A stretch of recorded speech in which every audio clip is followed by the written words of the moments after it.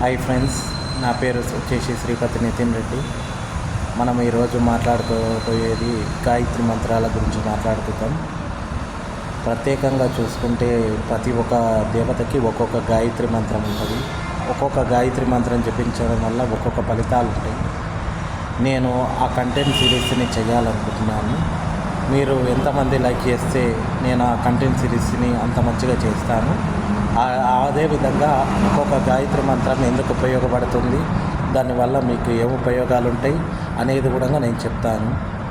నేను స్వయంగా అయితే నేను ఒక గాయత్రి చేయలేదు.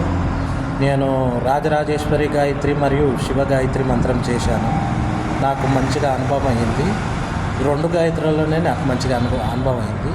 ఇంకా వేరే గాయత్రులు అనేది నేను చేయలేదు. ఒకవేళ నేను చేయాలనుకుంటా, చేసి మీకు రీసెర్చ్ పూర్వకంగా మంచిగా అర్థమయ్యే విధంగా చెప్తా. సరేనా? బాయ్.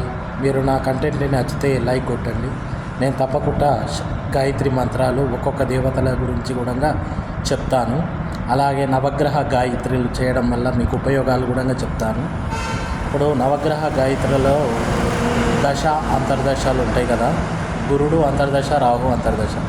గురు గాయత్రి, రాహు గాయత్రి 2 చేయడం వల్ల ఆ దశ అంతర్దశలు కూడా మంచిగా ఉంటాయి. ఈ విధంగా నేను మీకు చెప్తాను. ఈ రెమెడీస్ పాటించుకుంటా మీరు కూడా మంచిగా చేసుకోవచ్చు.